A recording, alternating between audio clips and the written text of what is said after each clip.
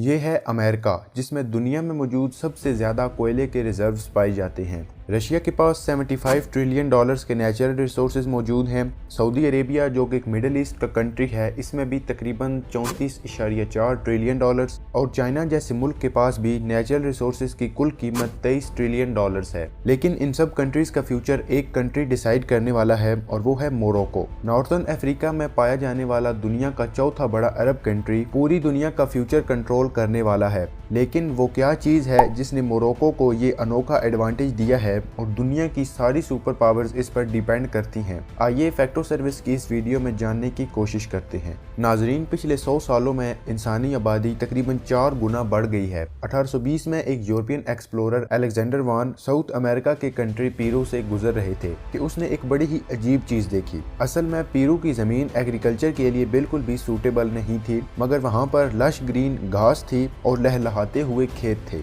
Alexander ने जब वहाँ के लोगों से इसकी वजह पूछी तो उसे पता लगा कि ये लोग कुछ समुद्री क्रिएचर्स की बाकियात को अपनी खेतों में डालते हैं, जिनसे इनकी ज़मीन कई गुना ज़्यादा पैदावार प्रोड्यूस करती है। अलेक्जेंडर इसी तरीके कार को वेस्टर्न हिस्से में लाया और फिर इन्होंने इस चीज़ पर अमल करके अपनी एग्रीकल्चरल प्रोडक्शन बढ़ाना शुरू कर दी। 1913 में फ्रिट्ज हार्बर ने इस फर्टिलाइज़र को आर्टिफिशियली प्रोड्यूस करने का तरीका डिस्कवर कर लिया, और इसी फर्टिलाइज़र की वजह से इंसानी आबादी 100 सालों में इतनी ग्रो की है। 1912 से 2012 तक पूरी दुनिया की आबादी 1.5 अरब से 7.5 अरब तक जा पहुंची है। सब कुछ अच्छा जा रहा था, लेकिन फिर साइंटिस्ट्स ने 2010 में एक बहुत ही खतरनाक चीज की डिस्कवरी की, क्योंकि इस फर्टिलाइजर में यूज होने वाले 2 कंपाउंड्स पोटाशियम और फॉस्फेट, जिनको कंबाइंड फॉर्म में पोटैश भी कहा जाता है, हमारी सरजमीन से बहुत तेजी से खत्म होने जा रहे हैं। पोटाशियम के रिजर्व्स तो हमारी जमीन में शायद अगले 100 साल तक हैं, मगर फॉस्फेट के रिजर्व्स बहुत जल्द ही खत्म होने वाले हैं। और दूसरा सबसे बड़ा मसला ये है कि फॉस्फेट्स को हम आर्टिफिशियली क्रिएट भी नहीं कर सकते हैं। इसी वजह से बहुत से कंट्रीज ने अपने फॉस्फेट के रिजर्व्स को बचाने के लिए सख्त पॉलिसीज इंप्लीमेंट करना शुरू कर दी हैं।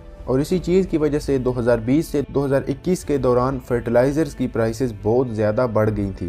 यहाँ तक कि सितंबर 2021 में चाइना ने अपने फॉस्फेट रिजर्व्स के एक्सपोर्ट बिल्कुल बंद कर दी थी, ताकि अपनी आबादी के लिए इतनी फर्टिलाइजर प्रोड्यूस कर सके कि उनको फ्यूचर में किसी फूड शॉर्टेज का सामना ना करना पड़े। मगर सबसे बड़ा मसला यहाँ पर यह है कि चाइना तो दुनिया के दूसरे नंबर पे आते हैं फॉस्फेट्स के रिजर्व्स के साथ, और पहले नंबर पर कंट्री आता है मोरक्को। दुनिया में जितने भी कंट्रीज हैं उन सब के कंबाइंड फॉस्फेट्स रिजर्व्स सिर्फ 10 से 15% बनते हैं, जबकि मराकश कंट्री अकेले के रिजर्व्स 70% से भी ज्यादा हैं। एक बार जरा सोचिए कि एक कंट्री के पास उस चीज की मोनोपोली है जिसकी वजह से पूरी दुनिया का फ्यूचर उसी एक चीज पर डिपेंड करता है। और ये बात भी मोरक्को ने ही डिसाइड करनी है कि कौन से कंट्रीज फर्टिलाइजर डाल के अपनी फूड शॉर्टेज से टैकल कर पाएंगे और कौन सी कंट्रीज इस चीज से फायदा नहीं उठा सकेंगे। और यहीं पर वो डेंजरस पॉइंट आता है कि जब भी हम इंसानों के सर्वाइवल या फ्यूचर किसी एक चीज पर डिपेंडेंट होता है तो उसके नतीजे में वॉर्स शुरू हो जाती हैं। अब जैसे हमारा फ्यूचर आर्टिफिशियल इंटेलिजेंस पर डिपेंडेंट है, तो तमाम कंट्रीज इसमें इस्तेमाल होने वाले लिथियम को एक्सट्रैक्ट करने में लगी हुई हैं। मोरक्को बहुत जल्द पूरी दुनिया में एक पावरफुल कंट्री के तौर पर सामने आने वाला है, क्योंकि हम ये चीज तारीख में भी कई दफा देखते आए हैं। अगर हम वक्त में 150 साल पीछे जाएं तो वो क्या चीज थी जिसने अमेरिका को सुपर पावर बनाया, जिसकी वजह से ही वो आज इस दुनिया में इतना सिक्योर और इतना बड़ा मकाम हासिल कर सका है, और वो था ऑयल के ऊपर अपनी पूरी डोमिनेंस बनाना।